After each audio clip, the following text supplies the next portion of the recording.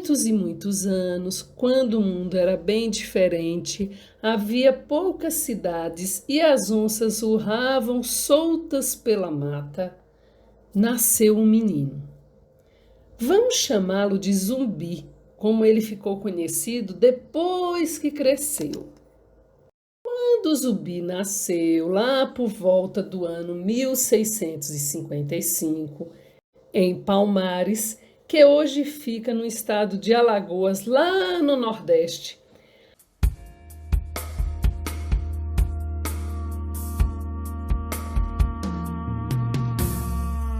Angola, Congo, Benguela, Monjolo, Cabinda, Mina, Quiloa, Rebolo. Aqui onde estão os homens, há um grande leilão. Dizem que nele há uma princesa à venda. Havia escravos no Brasil. Eram homens, mulheres e crianças, todos negros, trazidos de muito longe, desde a África, sua terra natal. Eles eram caçados como bichos na África, acorrentados e jogados em navios apertados e imundos, os navios negreiros. Nessa viagem de horror atravessando o Oceano Atlântico, muitos morriam. No Brasil, eram vendidos como se fossem coisas, mercadorias, e obrigados a trabalhar para seus donos, os senhores brancos. Os escravos trabalhavam de graça, recebia apenas um lugar para morar, comida e alguma roupa para sobreviver. Se por acaso tentassem fugir, eram acorrentados e chicoteados, às vezes marcados com ferro quente, alguns no rosto. A marca que ficava lá para sempre era um grande F, primeira letra da palavra fugitivo, fujão. Mas Zumbi nasceu livre, gostava de correr solto pela mata, de subir em árvores, de brincar de esconde-esconde, de lutar capoeira, de empinar pipas coloridas, dessas de rabo bem comprido, de rodar peão, de cantar todas as músicas que eram ensinadas pelas pessoas mais velhas. Tudo isso com seus amigos, os meninos de Palmares. Até que um dia, quando passeava distraído pela mata, o menino Zumbi foi capturado. Com as pernas e os braços amarrados, a boca tapada e um capuz preto sobre o rosto, sentiu que o jogavam dentro de um carro de boi. Sem poder se mexer, enxergar nem gritar, Zumbi só conseguiu chorar. O menino perdeu a conta de quanto tempo andou nesse carro de boi. Quase morreu de fome, de sede, de calor, de cansaço e de medo.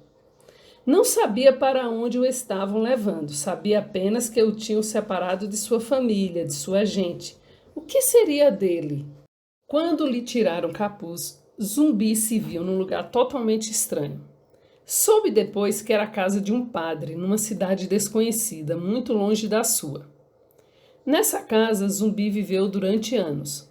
Ali aprendeu a ler, escrever em português e a rezar a missa católica. Foi batizado pelo padre, recebendo um novo nome, um nome cristão, pelo qual passou a ser chamado ali, Francisco. O padre desejava que Zumbi se tornasse também padre, para ensinar a religião católica aos escravos. Zumbi aprendeu a cultura dos brancos, sua religião e como pensavam e agiam. Zumbi não esquecia da mãe nem dos amigos de Palmares. Todas as noites sonhava com a sua gente, suas línguas, religiões e culturas trazidas lá da África, diferentes da dos brancos. Sonhava com os cultos sempre acompanhados de palmas e batidas de pés, ao som dos abataques.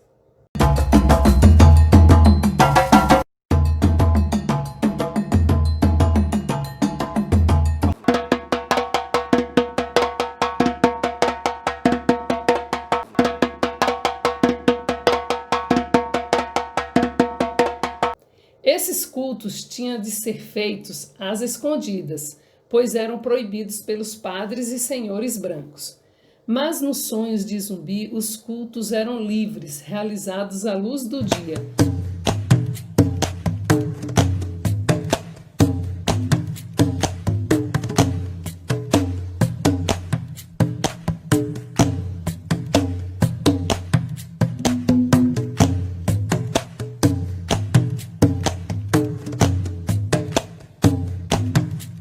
Com todo o povo negro dançando, que era sua forma preferida de rezar. Antes de sonhar, Zumbi sempre pensava triste. Eu não sou daqui, eu me sinto sozinho aqui nesta cidade. Nem meu nome verdadeiro eu posso ter, que saudade de Palmares. Até que um dia, aproximadamente aos 15 anos de idade, Zumbi fugiu. Sua viagem de volta a Palmares foi difícil, durou vários dias. Ele se perdeu várias vezes, com medo de ser capturado novamente, caminhava só à noite, no escuro. De dia, escondia-se nas matas, alimentando-se de frutas, raízes e peixes dos rios, mas não desanimava. Ao chegar a Palmares, Zumbi não foi para sua antiga casa. Seguiu direto para uma serra ali ao lado, a Serra da Barriga, lugar afastado, difícil de alcançar. Zumbi ouvia contar que a Serra da Barriga existia um quilombo. Quilombo? Sim, uma comunidade de homens, mulheres e crianças negros e mulatos, nascidos na África e no Brasil, que, como Zumbi, tinham fugido dos senhores brancos para viver juntos. No quilombo de Palmares, os antigos escravos criaram uma comunidade nova, onde podiam expressar sem medo seus cantos aos orixás, seus costumes, sua cultura.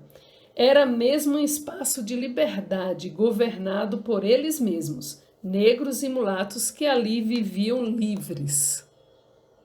Havia muitos outros quilombos espalhados pelo Brasil, mas o de Palmares era o maior e mais importante.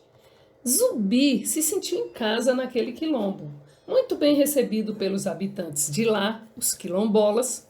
Logo fez amigos, participava da caça, da pesca e da agricultura, que garantiam a comida.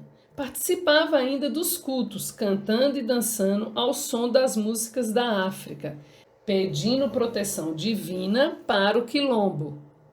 Dizem até que logo arranjou uma namorada, uma linda adolescente de trancinhas e dentes muito brancos, que só falava Nagô, uma das línguas africanas. Zumbi também ajudava a conseguir armas para o quilombo, pois os brancos estavam sempre atacando Palmares. Os senhores queriam escravizar de novo os quilombolas, queriam também destruir os quilombos para que nenhum escravo pudesse jamais sonhar a liberdade. Além de corajoso, Zumbi conhecia bem as armas e a forma de lutar e pensar dos brancos, pois vivera entre eles. Em pouco tempo, tornou-se um dos principais chefes do quilombo de Palmares. Até que um dia, as tropas dos brancos fizeram um ataque terrível, devastador contra o quilombo. Centenas de quilombolas, entre eles várias crianças, foram mortos. Muitos foram feridos, presos e escravizados. O quilombo transformou-se num espaço de morte. Já não se ouvia mais risadas, nem jongos, nem maculelês, nem maracatus, nem batuques. Já não se ouviam as músicas de trabalho e as danças dos cultos. Ouviam-se somente, espalhados pela mata, os gritos das mulheres que perderam seus filhos e seus homens, e o choro das crianças que ficaram sem pais, crianças agora órfãos. Como durante a luta Zumbi despencou de um morro, muitos acharam que havia morrido ou se suicidado. Mas ele reapareceu e se curou dos graves ferimentos. Os quilombolas tinham poucas armas e estavam cercados. Desesperados, alguns deles, chefiados por um jovem chamado Ganga Zumba, decidiram aceitar uma oferta dos brancos. Caso se entregassem, não seriam escravizados, mas Zumbi não concordou com essa ideia. Ele não tinha certeza se os brancos cumpririam a promessa e queria lutar até o fim. Até que todos os escravos do Brasil, não apenas os quilombolas de Palmares, fossem libertados. Até que não existisse mais escravidão no Brasil.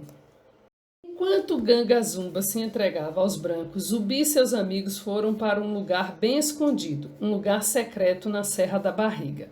Lá eles reconstruíram o quilombo de Palmares. Durante mais de 15 anos venceram os combates contra os brancos. A notícia de suas vitórias se espalhava com o vento. O nome de Zumbi logo se tornou conhecido em todo o país. Adorado pelos escravos, odiado pelos senhores. Certa época, o quilombo sofreu uma série de ataques seguidos de tropas dos senhores e do governo, que se reuniram e se armaram muito bem, atacando ao mesmo tempo diversos pontos de Palmares, com armas mais simples e em menos quantidade, os quilombolas não conseguiram resistir. Em 20 de novembro de 1695, com cerca de 40 anos de idade, Zumbi foi morto.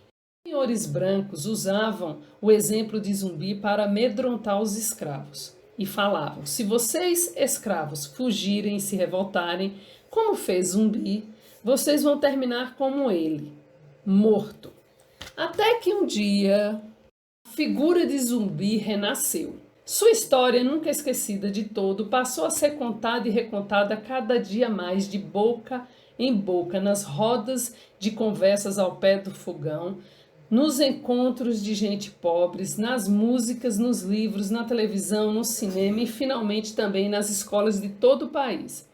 O dia 20 de novembro, dia da morte de Zumbi, passou a ser celebrado como o Dia da Consciência Negra. Zumbi se tornou uma inspiração para todos nós, crianças e adultos brasileiros, que sonhamos com um país ainda melhor. Zumbi se tornou uma inspiração para todos nós, crianças e adultos brasileiros, que sonhamos com um país ainda melhor, menos injusto. Nós que não desistimos de lutar por nossos sonhos.